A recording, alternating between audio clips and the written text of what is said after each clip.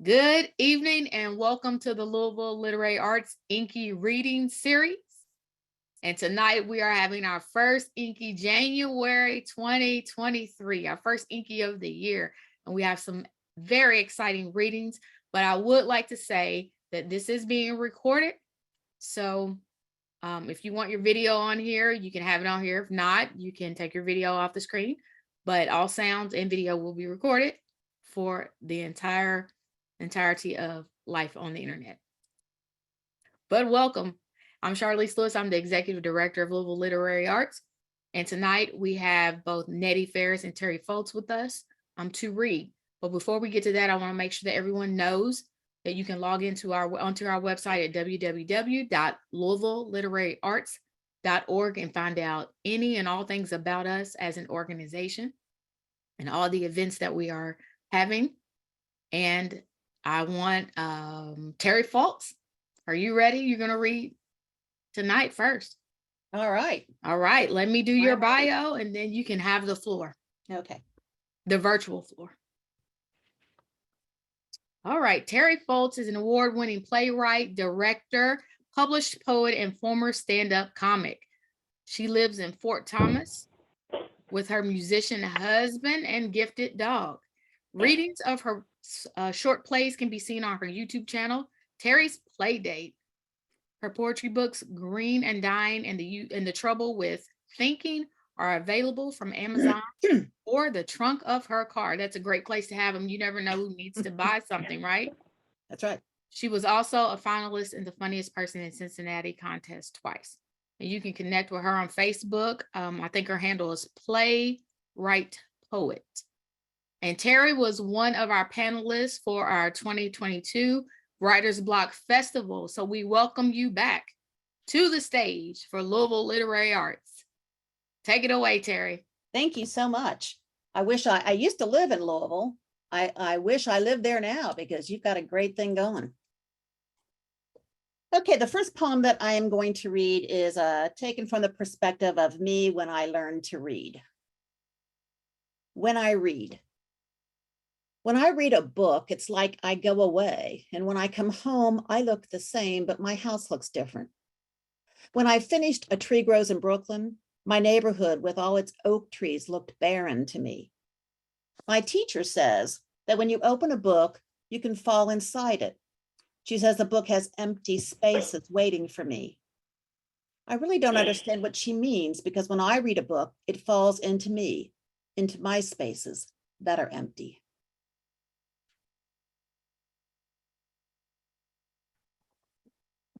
And the next one is writer's block, which I'm sure all of us have experienced. Writer's block. Just sit at your desk, position your fingers on the keys, try not to focus on that feeling that you're convinced is fact. You've done this before, sat with nothing until something arose from the dead of your imagination. Later, read what you typed to learn what you knew.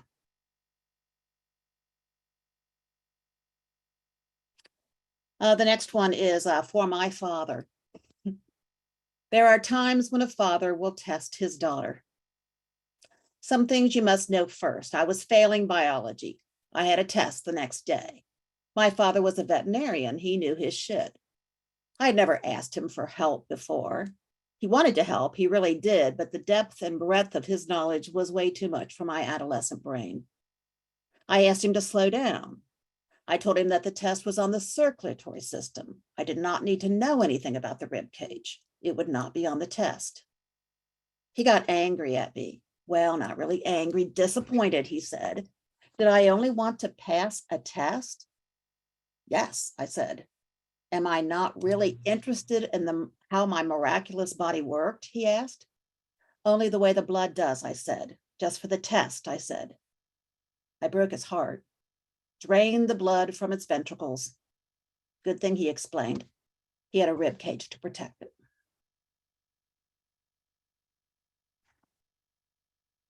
The next one describes me in high school. A poet in math class. How can I solve for X when Y is the question? I am down for the count in algebra. The unknown X pummeling my face. The heat from the overhead projector combined with the scent of dry erase and the leaden lunchroom pizza weighing my eyelids pulls my head down to the desk. I will die in this class. My denouement is writing itself. Mr. Jackson at the front of the room is a god who will not end my misery with a hall pass. A deus ex machina to pluck me from the third row and lift me to a heaven where numbers are serfs and language rules. My flagging spirit rises just enough. I reach for my black ballpoint pen, forbidden here, and carve a poem in the margins of my book. How can you count to infinity unless you start the day you die?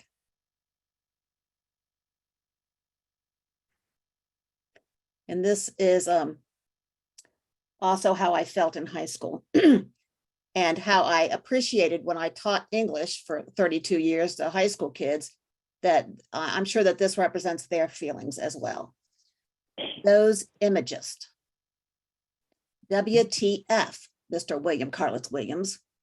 What the fuck are all those things you call everything that depends on that wheelbarrow? What if the wheelbarrow weren't so red? Would less depend upon it? What if we take the chickens out of the mix, or really take them out with the farmer's shotgun? This professor is telling me now that so much of my grade depends on my understanding of your 16 words flying around the room like bullets. And all I know is this: there sits a wheelbarrow in the rain. It's red. There are chickens, or there were.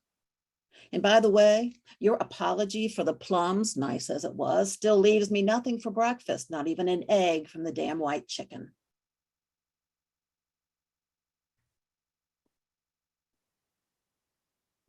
I'm the one. I'm the one to blame. Well, not me personally or me individually, but me, the me that is grouped with the others, the English teachers who overlooked your forest in favor of your trees, who neglected to see the richness of the story the way you told it, because it hid behind your confusing homonyms, which jumped from the page like a leaping doe and caught my bullet square in the heart.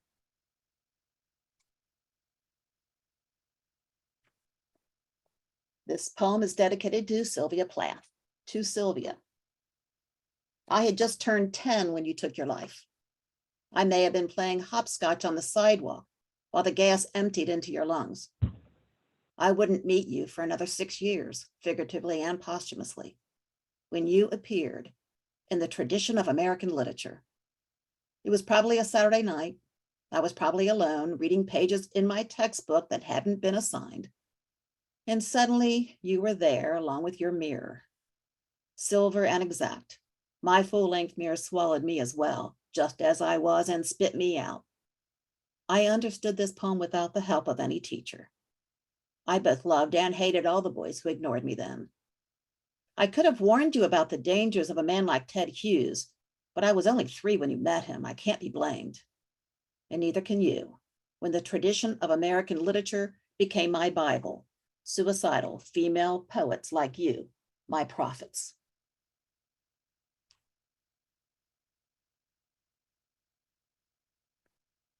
And the next one is Superpower. It's an ironic poem. Superpower. I have this power, I swear I do. My mind can save words dangling from bridges, or about to be devoured by hungry tigers, or seconds before the rising ground meets their faulty parachutes. I swoop in and whisk them up before they fall into obscurity. I once saw a fully formed poem looking down from the roof of a skyscraper, teetering above the city traffic. But by the time I changed into my tights, it was gone.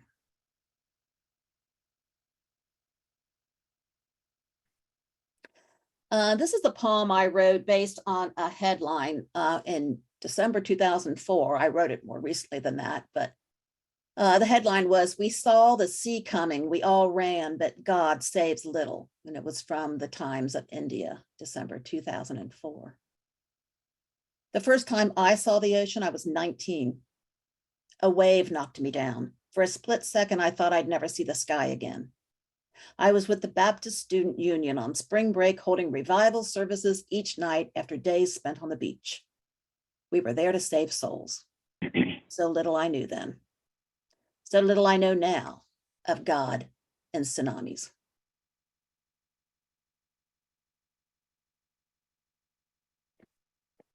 Falling. I know children born falling, born on the edge of a cliff and pushed at birth by mothers who are falling too and fathers who fell away too soon.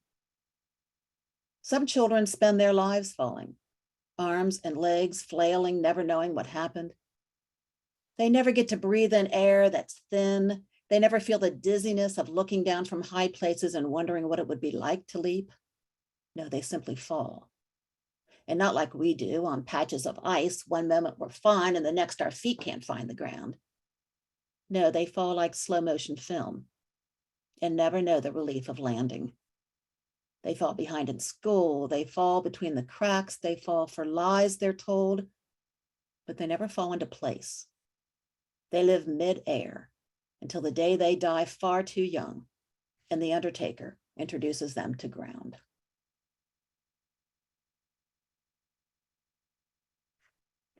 Stories. We are a story-loving people. Since childhood, we've sat cross-legged at the foot of our storytellers. We were held in suspense by our mothers, our teachers, our histrionic friends, eagerly awaiting the ending, when chaos would finally be ordered. And what we thought was devastating turned out to be only a hiccup before they all lived happily ever after. But most stories, I believe, do not end. I saw a woman in line at the post office today with a purple story on the side of her face, and a young boy next to her with his story in a sling. Stories sit alone in the school cafeteria and in jail cells and on a cot at a shelter, and sometimes even behind a picket fence, disguised, like the bookshelves in a mansion where a crime was committed, those shelves that magically turn at the flip of a secret switch and reveal a hidden room behind what you thought was only a wall.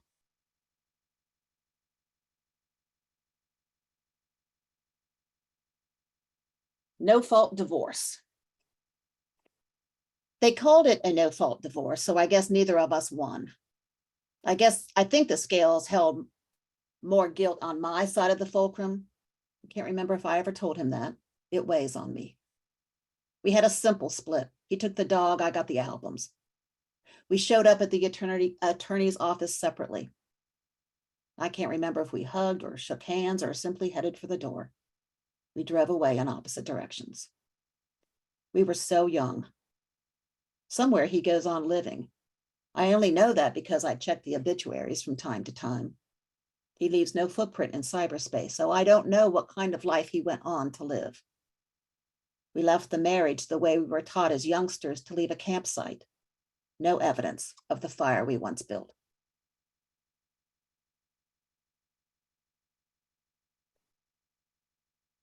Morning. This morning begins with a surprise. The sun rises again, in spite of doubts voiced by all those who buried their children yesterday.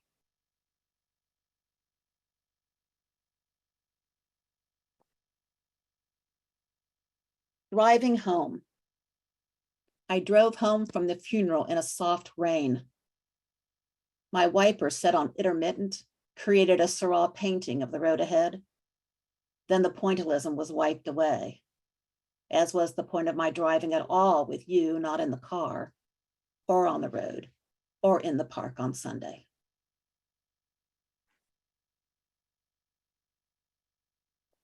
This next poem is called Abusing, and it's 2 words, musing.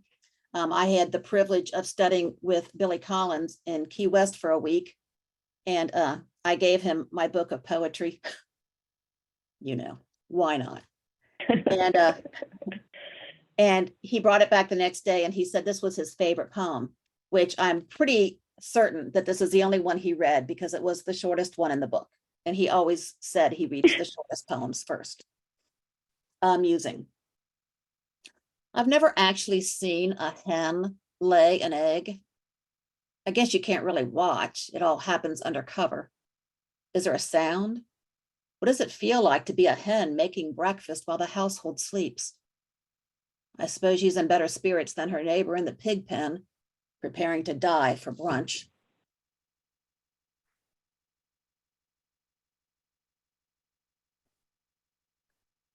Brainwashing. After his remarks at the office, he was sent to sensitivity training, which according to him was nothing more than brainwashing. No one argued with him. We all thought his brain needed some soap. He held on to his racism like a drowning man clutches the water around him. Good thing they trained him to keep his mouth shut. It was the only thing that saved him.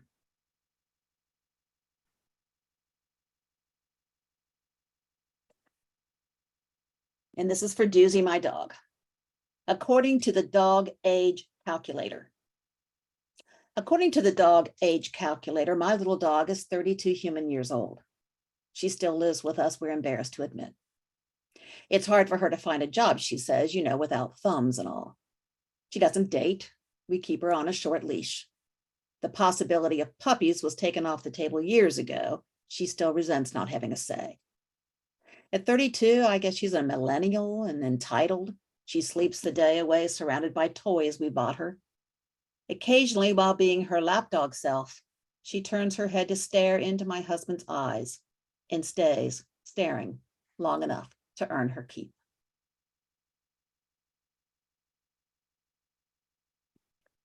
The name of my first poetry book is Green and Dying, and it comes from this poem entitled Green and Dying, which is a golden shovel. And if anybody doesn't know what that is, it was devised by Terrence Hayes, and it was to honor Gwendolyn Brooks, who wrote We Real Cool, 7 at the Golden Shovel. And the process is to use each word of a quote as the last word in your poem. So my quote is my favorite one from Dylan Thomas, and it's quoted as saying, "Time held me green and dying, though I sang in my chains like the sea." When I was 12, nothing moved slower than time. Between my mother's contemplation and the breath I held waiting for permission. To me, her red light turned to caution yellow, but rarely green. I stretched her apron strings until they snapped and never knew how she mourned my childhood dying until my son, just 12 himself, rode his bike out of sight. Though I held my breath until his bike rested against the house again, I never let on.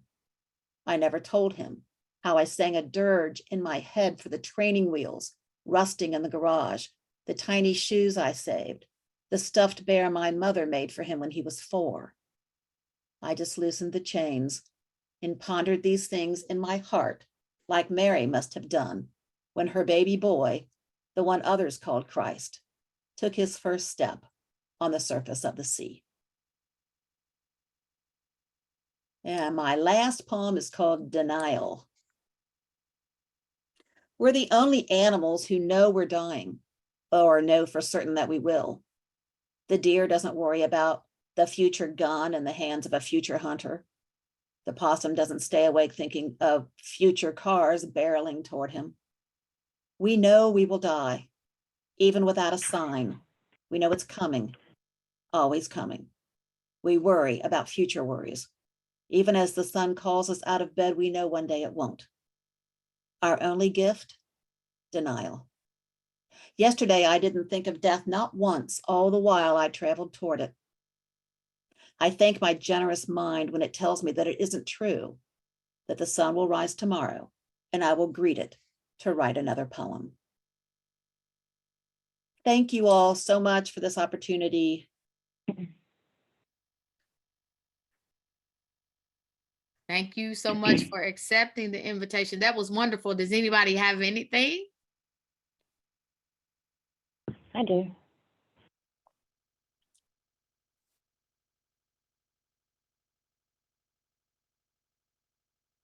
Go ahead, Nettie. I was wondering about the poetry and the playwriting. Do you think there's anything, what is it that makes you want to write both of them? Do they have anything in common, or are they just so different? To me, they're very different, but I enjoy playwriting because I'm a theater person. So I've I've been involved in Mm. theater. I directed high school plays forever, and so I just enjoyed. And I'm also an eavesdropper, so I just love to listen to people's conversations. And I don't write novels or short stories because I don't want all that stuff in between the dialogue. I just want the dialogue. And so that's what I love, is just what people say to each other. And I've written a whole lot of 10-minute plays. And I just think about a conversation that takes place in 10 minutes that changes your life. And I like to capture. That's lovely. I like to capture that. Thanks for asking. Okay. I could respond. Oh, I'm sorry, Jen, you go ahead. Well, no, I just, the thing about the poems are, on the one hand, the words, they're, I don't want to say, but they're so simple. I mean, you're not trying to be, it doesn't sound like you're trying to be elevated, but their meaning is so deep. It's like the two things are, Thank you for that. Yes. against each other together, if that makes sense. There's no, oh, I wonder what she's saying here, you know, or you don't feel, a lot of poetry leaves you feeling left out. And not one of those poems, I think, leaves you that feeling that way. You take us on a journey with each one, and I think then leave us with something to think about, and I think that's a beautiful thing. Thank you. Leave us with something to feel, and some of them are so very, very short, but thank you. Thank you, Jen. Teri, I have to agree with what Jen just said, because I was making some notes here to comment on a couple of your poems, and I found that I was writing a note on just about every one of them. But I especially want to mention two. And the first is the tribute that you made to your father, because I have a daughter who is now a parent herself. And I remember telling her when she was young that it was my job to embarrass her, and that it was in the manual that they gave me when the day she was born, and we were taking her home from the hospital. They gave me a manual on how to be a father, and rule number one was embarrass your daughter as often as you can. I love it. The second one is the Green and Dying. It reminded me so much of a song by a singer that you've probably never heard of. His name was Judd Strunk, and he was from up in Maine, and he wrote a song called David's Place, and it was all about a parent's angst when his 12-year-old son, I think maybe even younger than that, but the first time he crossed the highway outside their home just to go play with another boy in his class. And he had a line in it, something to the effect of, and just to play with a boy. So anyway, I Thank you, love Herb. I'm going to look that up. I wrote that down. I'm going to look that up. You may have trouble finding it. If you have trouble finding I'll it, find it. well, it's not, first of all, he wasn't a very well-known singer, so he's got a few on YouTube. Probably his most famous one was called A Daisy a Day, which I think he wrote. And it's a beautiful song about young love grown old. Yeah, it's called David's Place, and his name is Strunk, S-T-R-U-N-K. His first name is Judd, J-U-D. But if you have trouble finding it, get in touch with me, and I can send you a copy of it. Oh, thank you. You're welcome. And that's all I've got, Charlize. That's probably more than people wanted to hear. No, I think it's awesome when writers give writers feedback. Oh, yes. You know, it's nice to read in front of writers. Yes. I generally like reading in front of non-writers who don't think they like poetry. And I like to kind of win them over. but it's also fun to get feedback from writers. And there, every now and then you get a little inspiration too. Mm-hmm. All right. Thank you so much, Teri. Thank you. So our next reader for the evening is Nettie Farris. Nettie is the author of 4 published chapbooks of poetry: the Alice poems, the Wendy Bird poems, Fat Crayons, and Communion. In addition, she has authored 3 micro chapbooks: Story, The Inchworm Diaries, and Thrive. She also has some academic research that's been published, as well as several other reference articles. But recently, in order to take control of her own critical work, she founded Abbey Press. This project began with the reprinting her spotlights on small presses. She has continued by adding new spotlights, interviews, and reviews. In the near future, she plans to continue building on these elements. Eventually, she plans to branch out into publishing anthologies and more chapbooks. Thank you so much for joining us tonight, Nettie, and you have the virtual stage. Thank you, Charlize. It's very nice to be here. I'd like to start with reading from my Alice poems. This is my most recent collection of poems published by Dancing Girl Press. And these are a series of very short, one-sentence poems. And one thing I've noticed when I was writing them is that the title, the titles are very important because they sort of set a context and they allow the poem to be very short. What Alice thought while falling. The good thing about hitting the bottom, she thought, is at least you have something to stand on, something solid. Alice distinguishes between time and space. If I were moving through time rather than space, I would know where I am going. What Alice thought when almost done falling. I must have already fallen a long way, thought Alice, for it seems I have lost the indelible cross on my forehead. Alice contemplates boundaries, or the lack thereof. How do I distinguish between in and out when all the walls are gone? Alice arrives at a conclusion. The world is either too large or it is too small. A game of cards. Not losing is easy, decided Alice, when you refuse to lay your cards down on the table. Alice berates herself for girlish behavior. Alice, Alice, Alice, what were you thinking when you offered yourself up to the Jack of Hearts? Alice confronts the Jack of Spades after having unmasked him. How can I tell true from false when you are so intent upon confusing me? Alice discovers the trick of the trade. The trick, discovered Alice, is to know when to close and when to open. What Alice said to the Queen of Hearts. I don't believe you are playing with a full deck of cards. What Alice thought of saying to the Jack of Spades. You're not even parsimonious, you're just plain stingy. What Alice said to the Mad Hatter. Another cup of tea, please. Alice dismisses the White Rabbit's authority. Why you just say I am late, insisted Alice. How do you know I'm not early?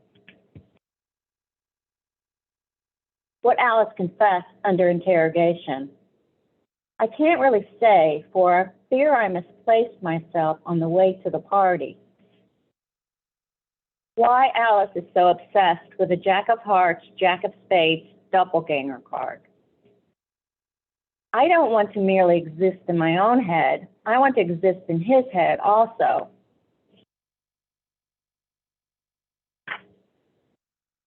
Alice suffers an identity crisis. Sometimes it seems as though I'm merely a character in someone else's fiction. Alice asks a literal question. If it isn't neither here nor there, then where is it? Alice demands demarcation. How can I plan my day when I can't see the shape of it? Alice reads the leaves in the bottom of her teacup. It says here that reading tea leaves is an unusual and rare ability. Alice reads The Woman in White by Wilkie Collins. The title of this book is its best feature. Alice attends the romantic ballet. I've always wanted to be an imaginary creature. Alice writes an essay on parts of speech. On Parts of Speech by Alice. Noun and verb. Alice's list of things to do. 1, make a daisy chain. Alice mourns the loss of her dog. My dog died while I was finishing up these poems, so I've got a few poems for him. The important thing about a dog, thought Alice, is that he doesn't live just in his head. Alice delivers a treatise on the art of conversation.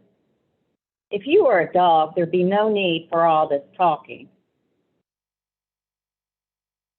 Alice sings the blues. Bubby, little buddy, I miss you, blue. What Alice said after adding sugar to the Queen of Hearts tea. There will be no more beheadings in this kingdom. Alice devised a new and improved form of execution. Turn the page and be done with it. Alice has a question. Did the white rabbit really say, go ask Alice, I think she'll know? Alice goes too far. The good thing about going too far, thought Alice, is at least you know where too far lives. Alice binges on episodes of Gidget and Bridget Jones. That required a lot of ice cream. Sentenced to death by drowning. If I lose my wit, decided Alice, I will drown in all this nonsense. And that's all the Alice poems. Now I'd like to read a few poems from the Wendy Bird poems, and this is a chapbook that also was published by Dancing Girl Press. These aren't really in the voice of Wendy, unlike Alice. But there is a Wendy poem and a couple of poems that coincide with that. Unlike the prose poems, I write a lot of prose poems, but these poems are very vertical. They're very, very skinny, and I kind of like took it as far as I could, and some of the lines are actually single syllables. Tummy ache. You know that little dippy feeling in your tummy when you're driving down a backcountry road? Well, that's the feeling I get when I think of you. And sometimes the ache is happy, and sometimes the ache is sad, and sometimes the ache is both happy and sad at the same time. Like right now, when I can't sleep and it's late at night. Sharp objects.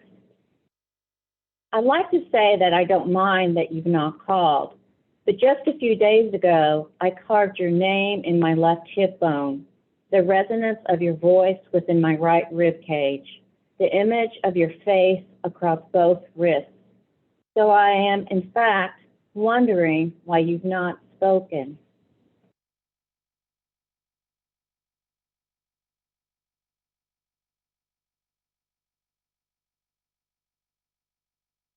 Even my collarbones were not my own.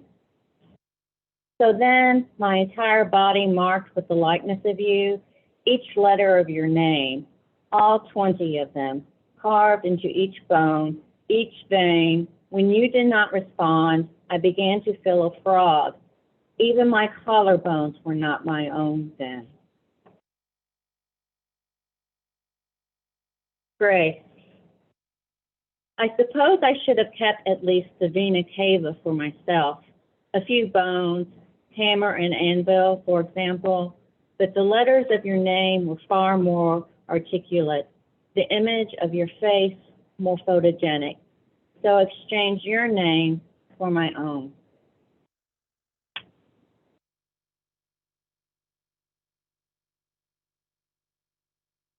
Little black box.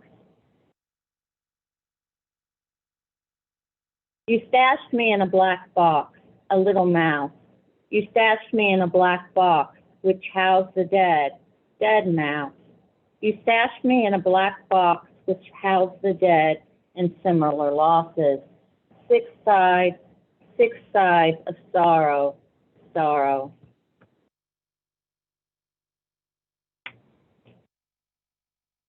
This patchwork of mismatched bones.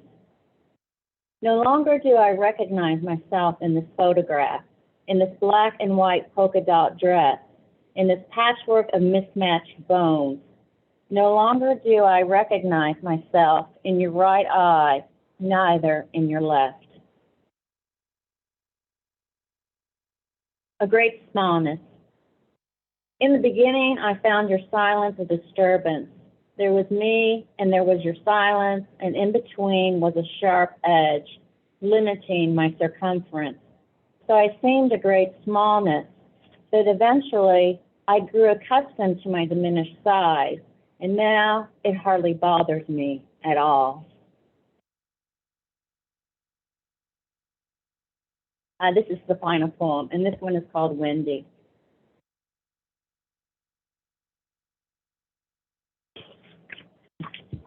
He was so very beautiful.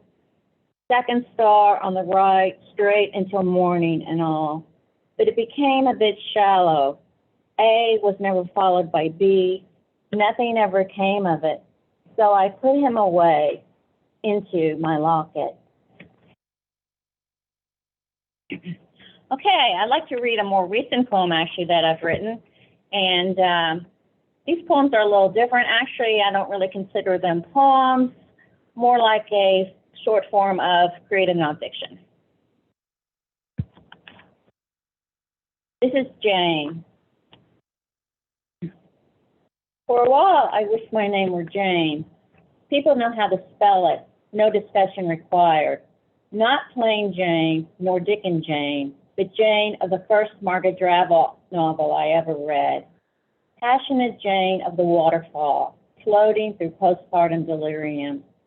Years later, I imagined myself across from the cash register saying Jane, then seeing Jane written on my white cup of dark roast Starbucks coffee. Jane is a common name and solid. Jane Grey is certainly not solid. She's quite the hot mess, but my connection to her voice strangely anchors me. Still, I have not found the courage to announce my name as anything other than the name written on my birth certificate. I have no idea why. Upon entry to kindergarten at age 5, I insisted that I go by my middle name. For one academic calendar year, I was the least. Then I went back to myself, no questions asked. I think I was my best, most courageous self at age 5. Perfectly anchored in fluidity.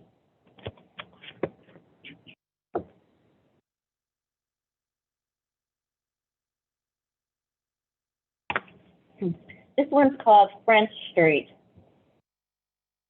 I was 4 years old when we lived on French Street, an historical 2-story green duplex, which had served as officer quarters for the Jeffersonville Quartermaster Depot. My babysitter lived next door. One day at lunch, I looked at her hands and thought, your hands are so beautiful. How lucky you are to keep them. My brother insisted that because I had touched a corroded battery, my fingers were going to rot off. He had also turned my tricycle into a go-kart and frequently brought snakes into our front yard. Sometimes I would take my nap on the couch next door, sucking my thumb for comfort. Now and then the babysitter would send me home to nap alone, where there was no comfort. Something monstrous lurked in the kitchen. and upstairs in my mother's dark bedroom, directly to the right of the top stair, lived a wicked beast. Avoiding the beast required running from stairwell straight ahead to bathroom, or from stairwell to the right on a diagonal to bedroom, which resulted in a more exposure time in the large open hallway. The basement, with its fresh pile of coal and ancient coal-burning furnace, delivered its own horror. Next is a tiny little triptych of more poems from my childhood. Tent worms. If I had known they were called tent worms, I would not have collected them. My favorite activity, climbing trees. One day, a man in a dark sedan pulled up and said, "Have you seen this?" I was on my way to first grade. The pressed maple leaves in my grandmother's Protestant Bible were from me. My brother Michael. The first time my brother overdosed, he was 13. When my brother overdosed for the final time, he was 36. Something awful lived under my bed when I was a child. Something awful lived under the bed of my brother also. Barnyard fowl. My grandmother slaughtered her own chickens. According to my mother, my sister was fully planned, but I was the result of an aborted abortion. I was the first Catholic in my family tree until I discovered who my father really was. I don't see myself slaughtering barnyard fowl, but if push came to shove, I'm sure I could do it. This is my last piece. It's called When Suffering Had Meaning. Mid-October, and it feels as though someone has died and no one else is aware of it. For the past hour, I have been scrolling through reviews for my latest RX. I focus on the positive ones. This drug saved my life. I ignore the negative ones. My mother committed suicide within 1 week of starting this drug. Having something in common with other people feels good. Mornings are always the worst. For the past 8 months, I have not felt myself. Mid-February, my nervous system began falling apart again. I went to the desert. I listened to Edward Abbey's Desert Solitaire while sweeping my hardwood floors. I had my aura photographed and my chakras analyzed. Spend time around happy, harmonious people. I visit a psychic. Your son is not unhappy. I read Darkness Visible by William Styron. I began a new RX and felt worse. I went back to my old antidepressant and added a medication. Momentarily, the world was fraught with meaning. Then I began pacing the floor. Lucy walks more than ever, and each night I'm awakened by her moving about the room. I couldn't read. I went off the medication. I watched a film version of The Yellow Wallpaper by Charlotte Perkins Gilman. I watched a film about Virginia Woolf. Before Woolf walked into the river oozed with stones in the pockets of her overcoat, she wrote a note to her husband, Leonard. I feel certain I am going mad again. I can't read. Perhaps I am grieving. And that's all I have. Thank you. Thank you, Nettie. Irv, I know you want to say something, don't you? Yes, I do. Well, in particular about your poem, Jane, and about your name, that really resonated with me because I always joke that somebody was really confused when I was born because I have the Jewish spelling of my last name and the Gentile spelling of my first name. But I was curious. You said that you considered it to be more creative nonfiction rather than poetry.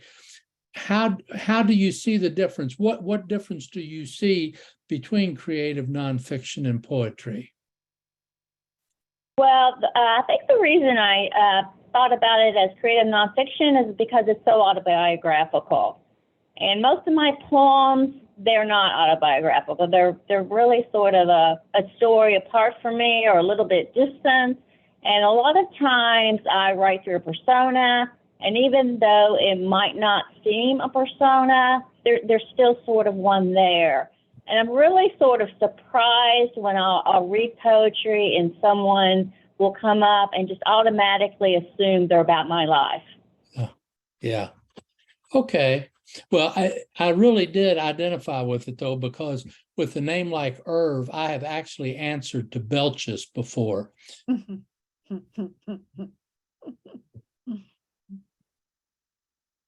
Nettie, I wanted to ask you about your Alice poems. Like, how did you come up with that idea? And so you must love Alice in Wonderland. You must be very familiar with the story. But then did you like put her in a situation and then you wrote what she was saying? Or were the things that were like quoted what she was saying came from the original script? I'm confused about how that was done, but I was fascinated by it.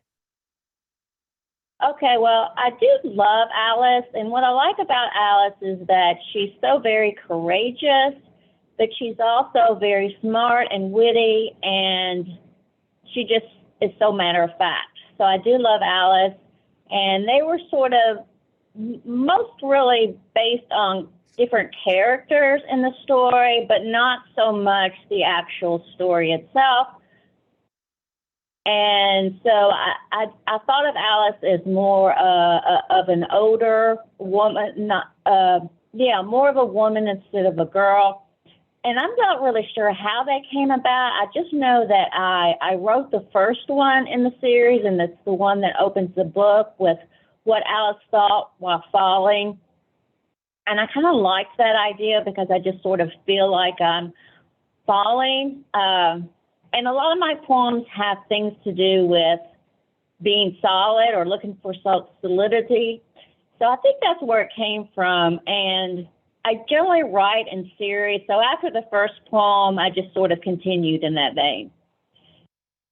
Well, I love the idea. Now I want to try it with stories I love. I also loved your Wendy poem very much. Oh, thank you very much. I like the Alice poems also. Yeah. I love the shortness of and not that I wouldn't like a longer poem, but I like I think that's a brave thing to do, is to write poems that are that short and present them, because I think that poems are usually longer, and to have the title position it and then the very short sort of like headline subhead be the story. I love that format. It's very, in a way, social media-esque. Oh, yeah?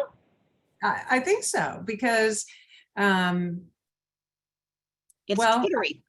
what? It's Twittery. Yeah. Oh. You write the little thing that, yeah, it's a tight poem, and well, to bring back what Teri wrote about William Carlos Williams, and a lot of her poems too, very short, very tight, and I think that takes a lot of talent to do that, and it's very inventive, and I like that. So Nettie, do you thank you find very much. that editing is mostly taking out instead of adding in? Yeah, I do too. Exactly. I take out, and especially, I mean, I consider that revision too, because sometimes I take out, maybe half. Mm-hmm. But it had to come out first, and then you had to take it out. Yes, has to come out.